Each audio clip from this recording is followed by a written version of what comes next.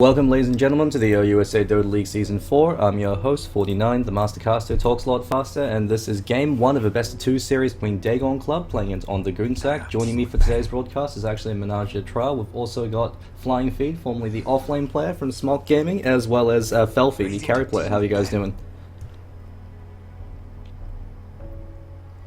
Alright, maybe they're having some issues with their mic. I'll assume they're sitting around here somewhere. They'll probably chip in at one point. So it looks like on the Goonsack, going to be opening with the Bounty Hunter first ban coming through from them. Bounty Hunter is considered to be a tier 1 ban at the moment due to the fact that he makes it very frustrating for a lot of mid players to be able to operate effectively, especially since you run the risk of getting your courier sniped. And if you try to play around getting the courier sniped by either running the hero back to the tier 2 tower in order to secure the bottle or having a support hero carry the bottle for you, it basically wastes time, and that's what the Bounty Hunter is best at doing. Forces a lot of inefficient rotations coming through from the opposing team. If you do start to get ahead in kills early on, you're able to snowball that advantage massively. Coming through from Dagon Club, choosing to ban out the Leshrac as well as the Lina. Lina is currently the highest, the hero that has the most first picks in every game. I guess that's the best way to phrase it. So Lina is considered to be quite a powerful hero as far as the ODL4's meta is concerned, due to the fact that she does provide you a massive amount of kill power in the early stages of the game. Great laning presence, which tends to be an important factor, particularly at amateur kind of tournaments, as well as the fact that she does provide you that flexible ambiguity of potentially being a support pick, since Lina can be run as a 4 or even a 5 depending on who the other support duo is going to be. Coming through from on the Goonsack, we're going to be seeing the Gyrocopter ban as well as a first pick Shadow Fiend.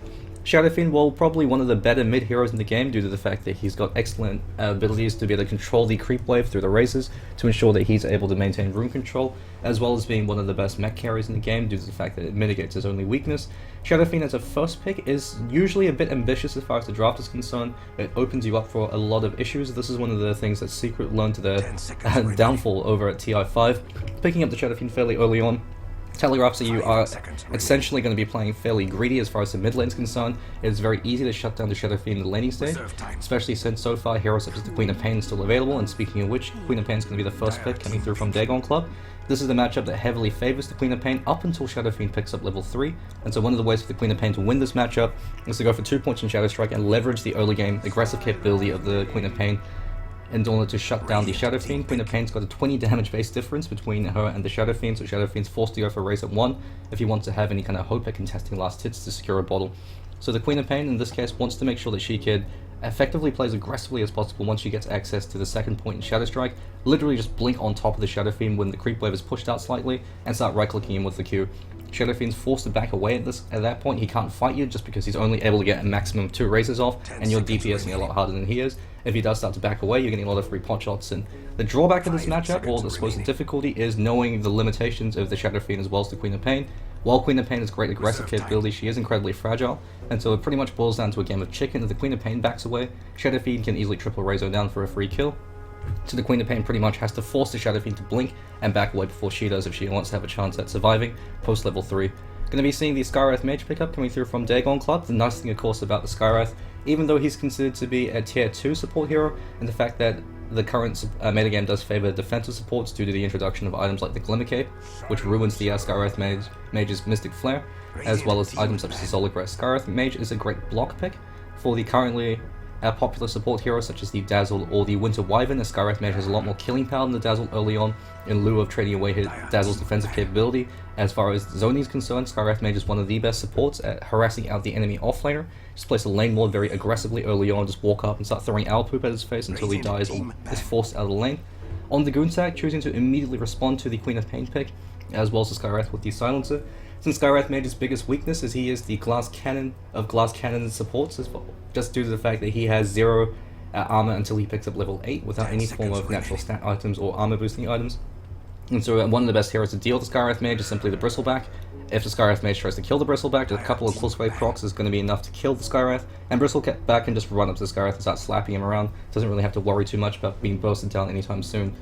Dagon Club now choosing to ban out the Ember Spirit. Even though the Shadow Fiend's been picked up, generally you don't want to use Ember Spirit as a safe lane farmer. Ember Spirit, very similar to the Dragon Knight in that regard, is a hero that wants to get as much solo experience as possible in the early stages of the game, just to make sure that you always have the EXP lead, since Ember Spirit has great flash farming and fighting capability off the back of his level 4 Flame Guard. That being said, the Ember Spirit in this case is going to be banned out in order to enable the Broodmother pick coming through from Dagon Club. One thing to note is Dagon Club, they did have a bit of a domestic, all things considered, with their lineup, and they've actually subbed out one of their players. Psyche's actually resigned from Dagon Club, now being replaced by 322 Feels, or Feelgatsu, otherwise known as Ziki. So Flash, Yoshi, and 322 Feels, formerly players from Blink back in the ODL1, so they're the ODL1 champion team. Bambi as well as NACL, new additions to the lineup, so it's more or less Blink plus 2, so it should be interesting to see how they perform as a team. Also going to be seeing the Phantom Lancer ban coming through from Dagon Club. Phantom Lancer is quite a powerful hero at dealing with the Skywrath Mage. You just throw a Lance at him, the Skywrath Mage pretty much has to bail and risk death just due to the Phantom Rush being able to run down the Skywrath. As well as, to an extent, the Queen of Pain. Even though Queen of Pain is able to burst down the illusions, Phantom Lancer is able to potentially dodge Sonic Wave. Sonic Wave does apply a 0.25 debuff of what actually does damage, and so if you're quick enough with your Doppelganger, you can dodge it, Doppelganger yourself in front of the Skywrath Mage, just right-click to victory. Especially since Skywrath Mage's biggest weakness is he has very little AoE presence. He's just got the Concussive Shot, and Concussive Shot generally is going to stay at level 1 for the majority of the game. Over in the lineup of On the Goonsack, choosing to pick up the Antimage fairly early on, in spite of the fact that Dagon Club did choose to commit with the Broodmother. The Broodmother is a little bit of an interesting pickup. In this case, it's designed predominantly to punish the Silencer, since they're assuming Silencer will be run as the 4-position zoning support. Silencer, because he lacks any kind of AoE presence, is pretty much food to the Broodmother at the early stages of the game, and it does make it very difficult for the Antimage to find free farm as far as the safe lane is concerned. Dagon Club now choosing to go for the very aggressive Ursa. They actually can't even choose to go for the 4-position roaming Ursa and the 5-position Skywrath Mage. Concussive Shot sets up into the Earthshock, and Ursa just goes to town, slapping people left, right, and center. Actually does give you a surprisingly potent roaming duo. Most likely will be run as the 1-position safe lane farmer. If you want to ensure that the Ursa gets a Blink Dagger as quickly as possible, maybe pick up a Morbid Musk and surely just go Roshan. Whereas in the lineup of On the Goonsack, as far as their ban's concerned, chose to actually ban out the Earthshaker, due to the fact that Earthshaker is one of the best heroes at rotating to deal with the Shadow Fiend. Shadow Fiend's one weakness is he's incredibly fragile. Earthshaker getting a potential huge Fissure block off to block off access to the ramp, and locking out the Shadow Fiend means Queen of Pain gets an easy kill. Bloodseeker, actually a little bit surprised that Bloodseeker's been banned out. It does usually telegraph you want to pick up a hero like the Antimage. Bloodseeker is actually a fantastic hero. At dealing with Dagon Club, he's one of the best heroes to lane against the Broodmother. You could actually afford to leave the Bloodseeker alone 1v1 against the Broodmother. It's a matchup that's heavily lopsided in the Bloodseeker's favor, due to the fact that the Broodmother decides to commit with the Spiderlings. You throw out the Bloodright, and if they decide to commit under the tower, the Bloodright will kill off most of the Spiderlings, healing you back up to full, and you could just go blow for blow against the Broodmother and try to whack her down that way. Bloodseeker is also excellent at punishing both the Skywrath and the Queen of Pain, high mobility heroes. Queen of Pain, if you move and blink within the space of a second at max range with the blink, you do avoid the rupture damage, but otherwise if you panic, or if you don't have the blink at the ready, then Bloodseeker just runs you down to the Bloodseeker. Also a very powerful hero at dealing with the Shadow Fiend and the Silencer, since they don't really have a way to deal with them outside of trying to go blow for blow, and Bloodseeker, especially if he decides to pick up an early Blade Mail, he's going to be the king of the right-click wall. So on the Goonsack now deciding to pick up the Crystal Maiden once again. Crystal Maiden's a fantastic hero that synergizes nicely with the Shadow Fiend, due to the fact that you're giving him free mana for him to spam up the razors. And Shadow Fiend, because you know this is a matchup that does naturally favor the Queen of Pain, the only way for the Shadow Fiend to win this matchup is for him to be good with his razors, constantly apply pressure to the Quap, so every time she walks over to hit you or throw out a Shadow Strike, you just W razor. When she backs away, you hit her with the E-Raise, just to apply pressure so that she's low enough that she can't commit for a kill, at least until she picks up level 6 with the Sonic Wave. So the Crystal Maiden also provides you the strategic advantage of just being able to stack up these camps, but in this case, the Crystal Maiden is actually a bit of a liability, just because the Queen of Pain can wombo combo the Crystal Maiden. One blink, level 4 Scream to Sonic Wave instantly kills the Crystal Maiden from full HP. Broodmother is also able to invade the Crystal Maiden's jungle, and so she could just say, thanks for the stacks, I'm going to take these now, deprive your carry of farm and get myself further ahead. And Crystal Maiden doesn't really have a way to deal with the Broodmother, so Brood could just run at either the Silencer or the Crystal Maiden, and both these heroes are basically dead if they are caught out of position. So this is going to be quite a difficult matchup for On the Goonsack, that's from the drafting point of view, due to the fact that both their supports are basically food to the Broodmother. So this is going to be dependent on who they decide to pick up for the offlane. Bristleback actually isn't too shabby, deals quite nicely with the Skywrath Mage. They could even choose to potentially switch things up a little, and maybe even go for an aggro tri-lane, although most likely will be the passive defensive tri-lane coming through from On the Goonsack. Bristleback also gives you a great way to punish both the Broodmother as well as the Skywrath Mage. Neither of those heroes can commit against the Bristleback without suffering massive repercussions, although unfortunately the Ursa is one of the better heroes at dealing with the Bristleback, assuming you're able to hit him in the face. So Dagon Club, they know that because the Crystal Maiden and the Silencer don't have any kind of rotational power, they could actually afford to go for the greedy 4-position jungle support as a Sand King. So we are going to be seeing Ursa as the safe lane farmer, Skywrath as the 5, Sand King who's going to be stacking up the jungle and jamming out some Darude in the jungle in order to get a 9 to 10 minute Blink Dagger. Usually could find it around the 8-minute mark if you get First Blood, but the ideal item timer will be the 9 to 10 minute mark. assuming he doesn't decide to go for the Arcane Boots, and Queen of Pain in the mid lane. So on the Goonsack, now choosing to ban out the Lion, as Lion is one of the better supports at dealing with Antimage, just due to the fact that you've got the 0-second cast point on the Hex, and the Clockwork Goblin going to be the last ban coming through from Dagon Club. We are going to be seeing the Bristleback pickup from on the Goonsack, and I think I heard one of my co-casters, Felfie or Flying Pigs, are you guys there? Alright, never mind. I'll just assume they're hiding somewhere, maybe they're a bit too shy to... Oh, I'm here. Oh, there we go. So Felfie, what are your thoughts on the draft? Just been talking to my co-caster Flying Pigs here, and we're favouring Dagon Club because we're very confident in their ability to play these heroes. What about the team dynamics of Dagon Club? After all, 3-2-2 feels very rusty player. He has emerged from retirement from League of Legends as well as CS:GO. Can't comment too much on that since I haven't been watching their games for a while, but I think they're pretty decent players overall. I actually don't know any of these players on Radiant though. Fair enough. So on the Goonsack, they've pretty much been at every single ODL. I think they've switched out a couple of their players. Black Leader and Zeps, I think, are the newest additions to their roster, but generally I've always had a Goonsack squad as far as the ODL is concerned. Just like how we've always had a TIE team. So going to introduce the players on the Radiant side. Zeps on the Goonsack, going to be playing the Shadow Fiend in the mid lane. Jesus on the Goonsack, going to be playing the 4-position support Silencer. Suvi going to be playing the 5 as the Crystal Maiden. Donkey going to be playing the off-lane Bristleback. And Black Leader going to be playing the 1 as the Anti-Mage. Felfie, you want to introduce the players from Dagon Club?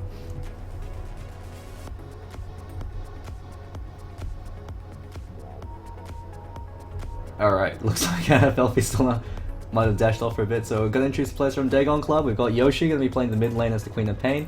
Bambi the Retarded Mermaid going to be playing the off-lane Broodmother, and notice they actually chose to go for the Ring of Basilius as well as the Sentry Wards. It's been pulled to him. Generally the Broodmother doesn't want to start with the Ring of Basilius. You generally want to go for the Soul Ring ASAP. Back before the introduction of Soul Ring, Basilius at 1 was a fairly typical build, but now with the introduction of the Soul Ring, it is generally considered to be the superior item. Gives you infinite mana against the lane as well as a fair amount of regen. 3-2-2 Feels going to be playing the Ursa. So he's going to be playing the 1-position farmer. Ursa is a timing-oriented carry hero that is very dependent on being able to pick up the Blink Dagger as quickly as possible so you could fight. So in this case, it's going to be very dependent on how much farm 3-2-2 Feels is able to find in the first 10 minutes and how he's able to leverage that. We're also going to be seeing NACL. Going to be playing the Skywrath Mage as the 5. Looks like he's chosen to pick up the Wards and Courier for his team. And Flash going to be playing the Sand Actually, a little bit curious to note, he did choose to start with the Circlet. This is actually going to be a misbuy. Looks like it's going to be the case. No real need for him to start with the Circlet. Good thing to note, he did choose to start with Boots. You want to make sure that if you're going to be playing the Jungle Sand you always pick up the Boots of Speed just to make sure that you do have potential ganking presence if you decide to rotate. Flying Pigs, want to talk about any of the item pickups coming through? Alright, maybe Joel's being a little bit shy. So NACL, he most likely will be looking to go for the aggressive Observer Ward to try to zone out the Bristleback. That being said, Bristleback is one of the heroes that can actually just stand his ground against the Skywrath. So the best way to deal with the Skywrath pick, especially if you're playing a hero like a Bristleback, who's a lot beefier than Skywrath, is just start with an additional set of tangos. Looks like he's only choosing to start with 1 set of tangos that could actually wind up biting with the Ursa. You want to make sure that you just stack as much regen as possible, so 2 to 3 sets of tangos. Great way to deal with the Skywrath harassment. He's going to run out of mana before you run out of HP. And looks like the defensive Observer Ward is actually going to ping out the positions from DC. So Black Leader actually looks like he's rotating to the top lane just to ensure that they could get this bounty rune. But while that happens, Bambi going to get the Observer Ward block. Looks like he's going for a slightly unconventional placement just to make sure that it's not going to block the camp, but it does make sure that it won't be dewarded. And Suvi looks like he chose to start with the stick. This is something on the Goon Club like to do a lot. Flash now duking out against Donkey at the Goonsack, but Donkey's saying, alright, you want to dance, let's dance. We are going to be seeing a couple of razors being dropped over on Yoshi as well as NACL. The Burrow Strike comes through, Flash, he is able to secure the bounty rune. Could be his death though. Black Leader unfortunately chose to go for the mana break at 1 and looks like the Cool Spray comes through. So was it really worth it, Flash? I don't really think so. Donkey, he's just going to say thanks for that. Extra 300 gold for him and 3-2-2 Feels. Gonna be saying, Flash, what are you doing, mate? Your one job was to farm the jungle, not feed them first blood. We do see the rotation now coming through. So on the Goonsack, looks like they are deciding to go for the passive side lane, or the passive safe lane. The drawback, of course, is they've actually just given Bambi a free lane. So the first creep wave, Bambi should be able to find without any kind of contention. It is still curious to note that you did choose to go for the Ring of Basilius. You generally do want to go for the Soul Ring ASAP, just because the Ring of Basilius, it does provide you a nice passive benefit, but it's not going to be as effective as the Soul Ring in ensuring that you can spam out the spawn spider lanes to actually potentially threaten kills against the enemy supports. Yoshi in the mid lane matchup, with the fact that Zeps was able to actually land 2 razors on them as well as the Curse of the Silent. Yoshi's actually not going to be in too great of a position, especially since Zeps, once he picks up level 3, that's when the lane heavily shifts in favor of the Shadow Fiend. Queen of Pain's kind of missed her timing window to get the EXP advantage, as it looks like Zeps is starting to build up a couple of soul charges. So as far as the mid lane matchup's concerned, Zeps actually even chose to go for a very stat-orientated build. Generally in this matchup against the Queen of Pain, you realize that there's no real point in going for points in stats early on, picking up something like a Wraith Band. Generally the line of play, if you're playing the Shadow Fiend, is to just go for the Boulder Rush as quickly as possible, and rely on just finding your last hits through Raise. Once you pick up level 2 Necromastery, that's when you can actually look to contest last hits, as well as potentially right-click against the Queen of Pain and trade. But until then, you generally want to play fairly passively. Looks like my co-casters, their mics are having some difficulty, so this will just be presuming back into a solo cast. Feel free to type things in for the stats, just to keep everybody else entertained. Looks like Black Leader over in the bottom lane. He is going for a fairly standard Antimage build, choosing to actually pick up the Quelling Blade fairly early on. Generally, the Antimage is pretty much forced to go for the Quelling Blade at one point or the other. It used to be after the Battle Fury was mathematically the best point for the Antimage to actually pick up the Quelling Blade to accelerate his farm. Nowadays, since the Quelling Blade is part of the Battle Fury, you actually see a lot of Antimage players just start with it at 1. There's no real drawback to that. You just have to make sure your supports are able to give you a couple of tangos from here and now. Donkey on the Goonsack actually choosing to go for a 1-1-1 build. The point in the Goo early on indicates that you want to fight, since the Goo is where you get most of your killing power from. While your Core Spray does damage, the Goo actually holds him in place, so you can start slapping him around, jabs and quills it. Where the sun don't shine, Donkey has to be a little bit careful. Hunter on the Goonsack over in Fields, but Fields doing a huge amount of damage. This should be an easy kill for him. Massive amount of kill potential coming through between these two heroes. Concussive shot, just the right click power coming through from the Ursa warrior, gives him an easy kill. So 3-2-2 Fields. Off to a pretty good start as far as the safe lane is concerned. Over on the off lane, Bambi's having a dominating performance. Just been a zone out Jesus, and Jesus can't really stick around too long in this lane. He's actually forced to just sack the lane. He could be taking a death. Looks like Bambi's going to choose to dive this, and it's going to be an easy kill for him. Black Leader tries to contest this, is able to get a little bit of damage, but there's no sentries, and he also has a defensive counter sentry ready. It's going to be a little bit unfortunate. Suvi also tried to go for the D-Ward, unfortunately not really able to do anything. And Crystal Maiden, yeah, they choose to go for the Crystal Nova at 1 as opposed to the Frostbite. Generally, you want to go for the Frostbite at 1. It actually gives you the ability to just farm the jungle. Since Crystal Maiden's biggest asset as a support hero is she jungles very efficiently, so you're able to stack camps and jungle at the same time while it's happening in the mid lane. Looks like Yoshi, God decides not to commit for this and shows some mercy to Zeps, and Zeps, gonna be a little bit thankful for this, is able to just rotate out of lane. Yoshi now sipping on himself, should be okay for now. This looks like Dagon Club at a decisive advantage as far as last hits and denies are concerned. Interesting thing to note, all 3 players up until now over on Dagon Club had exactly 4 denies each, but now we are actually seeing the lanes being switched up. Jesus realizes that he can't actually stay in the bot lane without dying over and over. So the best line to play for him is just to rotate top, maybe look to apply a bit of pressure, and looks like Flash could be taking some safe lane farm while 3-2-2 Fields decides to bail out the lane as well as NACL. Looks like we did see some action over in the top lane. Yoshi now going to be camping the top rune just to ensure that she's able to find it. Looks like it is going to be the bottle.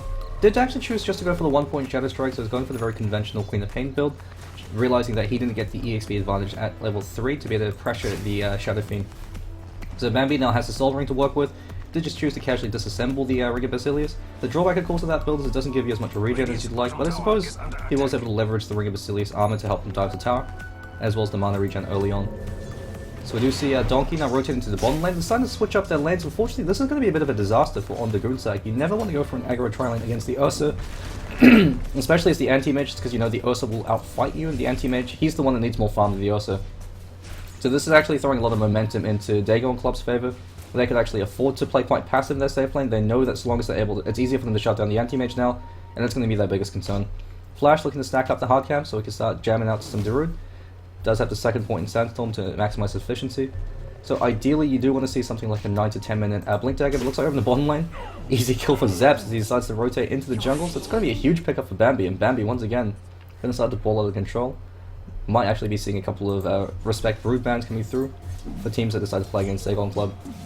Donkey now over in the bottom lane. The Bristleback does have a fairly favourable time against the Broodmother, but then again with the sheer amount of EXP advantage that Bambi's picked up, he's got a 2-level advantage over against the Bristleback, so it's going to be quite difficult for him to contest this. Looks like Jesus going to be scanning out Flash, sitting there in the jungle, going to actually take a couple of his last hits, and this actually could work out quite nicely. Jesus, and unfortunately not able to get it in time. Flash is going to be able to find that one. And they do have a sentry ward, so they actually can look to kill him. He's only got the 1 point in the Burrow Strike, and Black Leader can always blink in to do a little bit of damage. Actually choosing to go for a point in the blink, the second point in the blink. Fairly early on, you generally go for the 1-1-1, and then start going for 2 points in stats before you commit for more points in blink.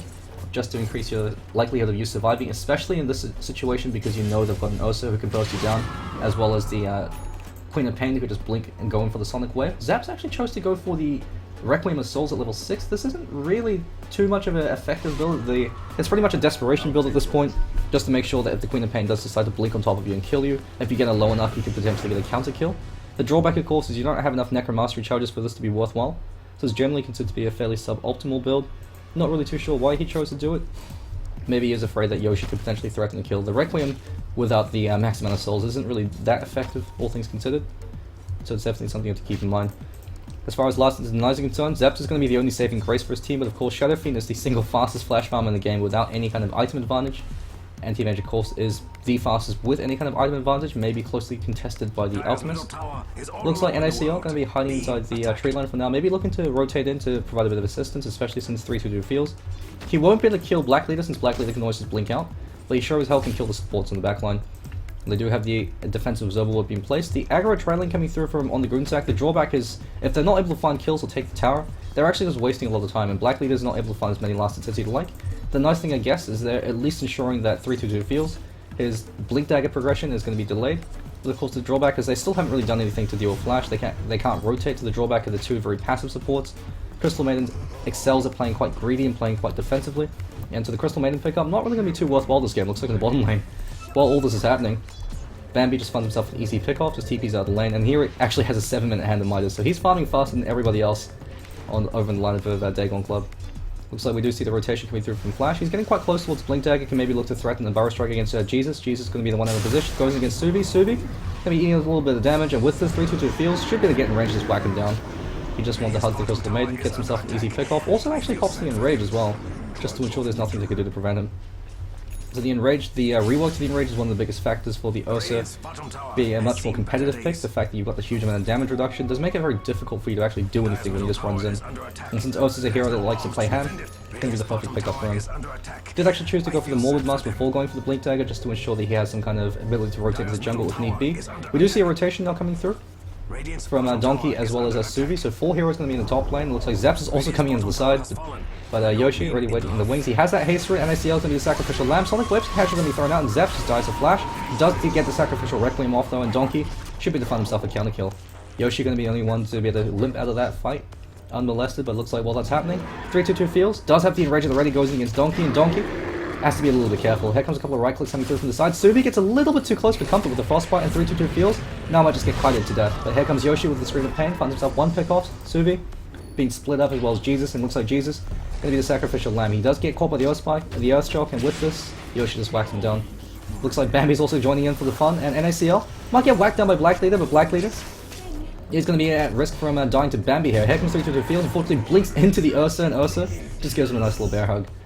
The Dagon Club off to a very decisive advantage early on. Zeps tries to go in for the raise kill against 3-2-2 field. Unfortunately wasn't able to go for the E-raise as Bambi was there to threaten.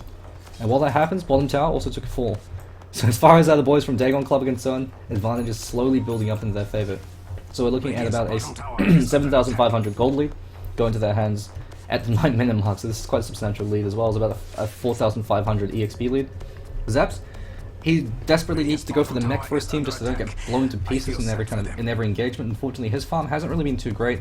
Has started to fall down just because Yoshi was able to find that pick off against him fairly early on. So Zeps is having a bit of a difficult game. Unfortunately, because Subi hasn't been able to stack camps for him, just because she's been busy spending time in the top lane. Now they're starting to rotate to the jungle. This is just a case of too little too late, and looks like Flash has picked up his Blink Dagger. So everything's coming up Millhouse for the boys over in Dagon Club, whereas the boys on the Goonsack, things are starting to look a bit ugly for them, especially since Dagon Club already have the primary initiator now coming through from Flash. And 3-2-2 feels did actually choose to commit for the Vladimir's offering. Looks like he wants to go for Roche. Nowadays, the full Vladimir's offering isn't actually necessary. You could generally just afford to go for the Morbid Mask and solo Roche that way, and then you want to go for the Blink Dagger before you finish the Vlad. Subi just going to deny the double damage rune, doesn't want to mess around with that. And it looks like Bambi's going to come in from the side, going in for the flank. Subi, unfortunately, can turn around with a Frostbite, but will die to the Spiderling. And looks like the Requiem plate's going to come through from Zaps. Zaps now turns around over to Yoshi, but Yoshi just stands its ground. Bambi's also there, throws at the spiders, and Shelob is going to be able to find himself another pick off. Looks like Queen of Pain's able to get that one. While that's happening in the top lane, Donkey. NACL's all on his lonesome, and Donkey could actually just choose to dive for tower if he really wanted to. Decides maybe that could be the line of play. You do know where 3 of the heroes are at any rate. Now has a couple of Gooonsacks building up, but NACL, like the recognition, to choose to pick up the magic stick. Looks like Bambi rotating with the Spiraling Army, and Jesus is dead. There's no way out for him. He could try to TP out, but Bambi should be able to get him, catch him with the spawn Spiraling play. Looks like he wasn't able to do so, so Bambi, this play coming through from him, threw it out a little bit too late. Black Leader and Subi now rotating to the bottom lane, but unfortunately Broodmother's gotten so big at this point that she could pretty much single-handedly win the game. To take in that tier 1 tower, she can now invade the jungle. None of the supports can come out on their own without getting picked off by the army of Spiderlings. And while that happens, 3-2-2 gets himself another kill against Donkey. So on the Goonsack, unfortunately not having too great of a start, all things considered. They have thrown a huge amount of momentum into Dagon Club's hands, especially since we even see the Desperation Treads pick up coming through from Black Leader just to make sure they could fight fairly early on. Actually didn't choose to go for any points in the spell shield. This might prove to be a critical mistake, especially since you now have the Epicenter to worry about, as well as the Mystic Flare potentially coming online from NACL. Looks like NACL does have the Arcane boost to work with, so 3-2-2 feels with the easy Aegis pick off. Jesus should be taking a fall, he just chooses dive this, and 3-2-2 feels going to run in. He's got the Enrage as well if absolutely needed, and Jesus tries to juke. Fortunately not going to be enough. No jukes of hazards coming through from him. Over in the bottom lane, Bambi just set up shop. He can just push out the creep wave to apply pressure to the Black Leader, and every time the creep wave pushes in, he can just look to go into the jungle. So efficient rotations coming through from him. He's pretty much just controlling this entire section of the map on his own. No one can really enter the Radiant jungle without risk of bumping into Bambi. And while that's happening in the mid lane, Zeps, Shadow Fiend's a hero that desperately relies on having support stack the jungle for him in case he has a difficult laning stage, just to make sure that he can recover. Unfortunately, it hasn't been the case this game. None of the jungle camps have been stacked. Looks like the top tier 1 tower is going to be taking a bit of a beatdown. Could actually be taking a fall. Donkey can't really defend this on his own. While that happens over in the mid lane, Zeps once again gets picked off. Looks like Flash is able to set that one up. Flash realizing that because he doesn't have the Arcane Boots, choosing not to go for the point in the Epicenter at 6. Now that he has the Arcane Boots, can actually afford to do so. The rationale behind this is otherwise you just barely have enough mana to pull off your combo. You don't have the secondary Burst Strike, and Subi could actually just take a fall to the Spiraling damage. Donkey is there to provide some coverage fire, but Bambi's just going to choose to dive this. Actually popped in stage for Hunky. He's been frozen in place by the Frostbite, and Bambi actually could be taking a fall. One more right click coming through from Donkey as well as Core Spray might be enough to be to kill Bambi. Fortunately, they don't have any kind of vision of him, and Bambi just jukes around the side. Wants to go against Subi. One more right click should be enough to be to find that kill. And Bambi, what a player, gets into that pick off. And Donkey just doing a little bit of ring around the rosy. Flash now comes in, gonna whiff the Burrow Strike. He says, screw that creep in particular. Now gonna get beat down on by Donkey as Donkey does a vision of him. Flash just gonna be feeding, so it looks like the 4-position jungle support tanking hasn't really been having too much impact this game. It is now just gonna be a side tier. Blink on out of there. Looks like the other co-casters aren't necessarily too impressed by that play. Black Leader over in the top lane eventually will be able to pick up his Battle Fury, but by that point the game could even be over at this stage. You could even potentially think about going for a Vanguard build over in the Antimage just to make sure you can fight with the rest of your team. But then again, that being said, against the Broodmother as well as the Ursa, you're forced to go for the Battle Fury just because if you do decide to fight, you're going to lose anyway. But while you go for the Battle Fury, the rest of your team is going to fall apart, it seems. So they did try to go for the conventional 4 Protect 1. Unfortunately, nothing is going right for them. Zeps choosing not to go for the mech and wants to go for the BKB instead. Generally do want to go for the mech for the rest of your team rather than for yourself, just to ensure that you actually can take an engagement, otherwise the Sonic Wave Epicenter wipes your entire team. And so Zeps just finding some farm where he can, but the boys from Dagon Club, they've basically got 4 core heroes with Flash as a jungle support, able to effectively act as another core hero. It looks like 3-2-2 Fields now has that Blink Dagger, has the Aegis. Smoke's going to be popped, and Jesus going to die for our sins. Looks like he's going to eat the Burrow Strike and get whacked down. 3-2-2 Fields now choosing to run against Black Leader, and Black Leader able to blink himself out to safety, but Flash, he can actually choose to chase this. He does have the Blink Burrow Strike coming online in a few more seconds, decides not to do so, and while that happens, looks like Bambi finds himself another kill against Suvi. So over in the bottom lane, Donkey now actually has to be wary of Bambi. Bambi has the Dagon pickup, so he's having a little bit of fun this game, actually living up to their name, going against Donkey, and Donkey should be okay. If they keep chasing, we'll be able to actually kill off all the Spiderlings and the Spider Rights, so he's going to find himself a little bit of farm that way.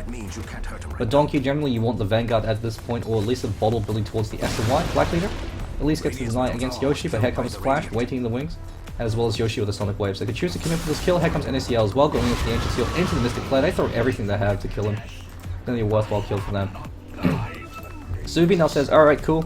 I'll be to find a little bit of farm. Did choose to actually go for Dust. Unfortunately doesn't have boots, and when you're playing into Broodmother, boots are going to be a lot more important than any other item, especially at this point in the game. Jesus is going to be taking a fall once again, and with this 3-2-2 field, says Jesus take the wheel. I'm going to take this tier 2 tower.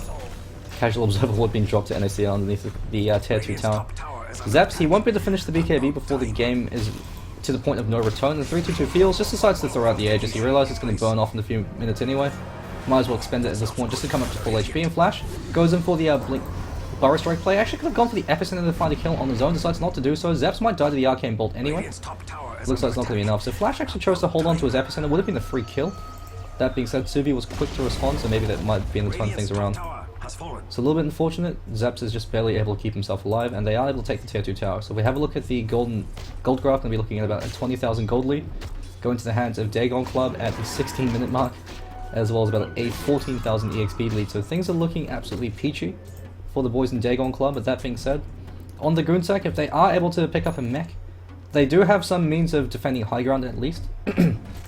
Just because the Bristleback looks like he's actually going to be the mech carrier from the look of it, choosing to pick up the chainmail. Bristleback's not the greatest mech carrier just because he has great ink growth, but early on you will be chewing through the vast majority of your mana in these early skirmishes. You generally want the Shadow Fiend to pick it up, but looks like he's actually choosing to go for Bound Giant Strength, so it could be the Sanj into maybe something like a Silver Edge or an S&Y.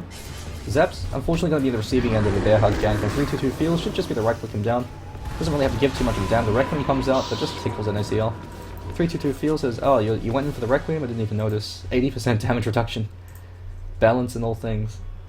Perseverance is being picked up over for Black Leader, so he is looking on path to pick up the Battle Fury. Unfortunately, he's with the item timing. You generally want a 14-minute Battle Fury in an optimal situation. Otherwise, if things aren't going fully your way, around the 18-minute mark is generally when you want to go for one. Looks like Flash has actually picked up the Gem of True Sight. You can use that to exert a bit more map control, but Bambi going against Suvi. Looks like he chooses to go against Donkey first. Realizes that Suvi's also around Bambi, but he decides to just switch targets. Suvi's going to be the easier one to pick off, but Bambi decides to dive against Donkey, and Donkey decides to turn around. Suvi also pops the Dust, so they do actually have a way to turn things around, but here comes Flash, goes for the Blink Burrow Strike play, gonna eat the Frostbite, just dies to the tower. Suvi, what a player, actually drops the gem as well, so the first gem going to be on deck for the ODL4. Some almost intentional gem feed coming through from him. Rays coming through from Zeps, and that's about 1,000 net worth they've just fed. Looks like Yoshi going to be the bell things on him. Y-God comes in, blinks in, throws out a cheeky right click against Suvi. No one's picking up the gem. The gem's just been on deck for a little while, and no one's gone for it. It's about 20 seconds the gem's been on deck, and Yoshi almost dies to the tier 2 tower shots. Not really too sure what's happening at this point. Looks like he did choose to go for the Orchid. Now deciding to go for the Aghanim Scepter after the Orchid. Generally, especially in a game like this, picking up something like the BKB actually helps just end the game. That being said, you generally want to go for either the Aghanim Scepter or the Orchid. They both perform a very similar function in helping you gank and helping you go for pickoffs. If you go for both, it is considered to be kind of overlapping as far as the utility is concerned. You generally want to go for the Orchid if there's a particular Orchid carrier. Hero you want to Orchid, in this case the Antimage. So going for the Orchid into something like a Black King Bar actually helps you just finish the game. You blink in with the BKB, it actually gives you another way to initiate. There's nothing they could do. On the Goonsack, pretty much just cry, roll over into a corner, and let you just poke them with your Sonic Wave. 3-2 feels. Most likely going to be going for the Sheep Stick as his next big item. Also could look to go for a Lincoln Sphere, but also because you have so much damage built in with the Fury Swipe, Sheep Stick is actually a devastating pickup. It also gives you another way to deal with the Anti-Mage, so you have another form of initiation. So Black Leader simply just says raise the difficulty level, just going to find as much farm as humanely possible. By the time he gets the Battle Fury, they'll be knocking in tier 3 towers. So unfortunately on the Goonsack, their objective early on is to make sure that Zeps has a good time in the mid lane, make sure that Suvi's able to constantly stack up camps, try to find as much farm as possible for Black Leader, but if he doesn't get too much farm, it's not too bad, so long as Zeps is able to find farm, because then you can group up as 4 with Zeps, as well as Donkey with the 2 supports in the back line, to try create space and take fights early on while Black Leader is able to continually find farm. Because that all fell apart due to the fact that Bambi was able to pull out a dominating performance in the bottom lane. NACL actually has picked up the Glimmer Cave. Here comes the play coming through from 3-2 to the fields, goes in against Zeps, and Zeps dies before he's really able to do anything. Gullible Slime's going to come out a little bit too late, and Donkey, now going to be in the line of fire. He's going to be a little bit careful, standing next to Suvi, maybe hoping they'll go for Suvi instead of him. Here comes Flash, going to go for the Blink Burrow Strike only on 1. Does have the epicenter available, decides not to go for it. Actually went for it, got cancelled instead. And Suvi gets picked off by Yoshi, so Yoshi finds himself a double kill. Y-God as well as Bambi making up for lost time, and Yoshi finds himself an easy triple kill. Dominating performance coming out from him this game as a boss. All that happens, Black Leader, he's picked up another component of his Battle Fury, but by the time he gets it, the tier 3 tower could actually have taken a fall. Roshan will be respawning fairly soon, looks like he has just respawned.